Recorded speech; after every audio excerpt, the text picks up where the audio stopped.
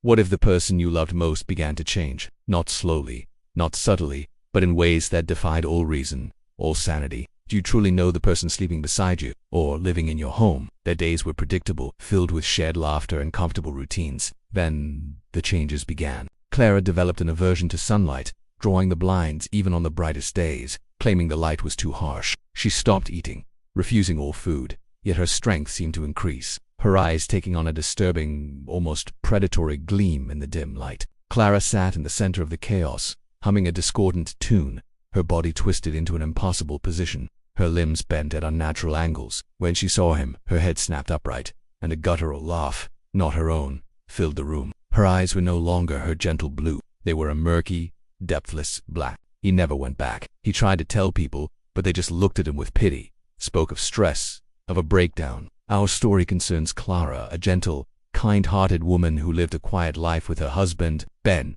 in a small, unassuming house. No return address, just his name, scrawled in an elegant, old-fashioned script he vaguely recognized. Inside, there was a single, grainy photograph. It was a picture of the house, his old house. The images, the sounds, were burned into his mind. He often wondered what became of the house of Clara.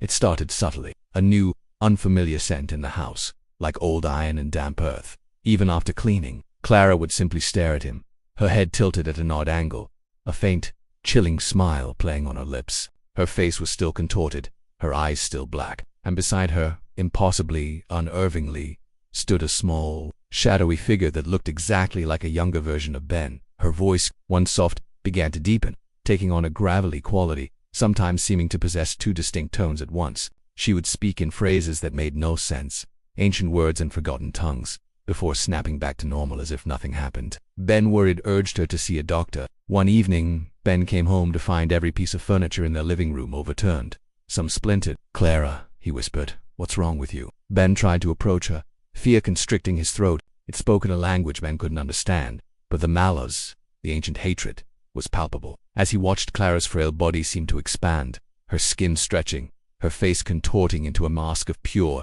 primal rage. Her voice rose to a terrifying shriek that vibrated the very foundations of the house. The voice that answered was not Clara's. It was a chorus of voices, layered and guttural, that seemed to emanate from deep within her chest. Ben fled. He ran into the night, not knowing where he was going, only that he had to escape the thing that wore his wife's face. Years passed. Ben lived a haunted, solitary life. He never married again, never sought comfort. One cold winter night, decades later, Ben received a letter, and standing perfectly still in the window, watching the street, was Clara.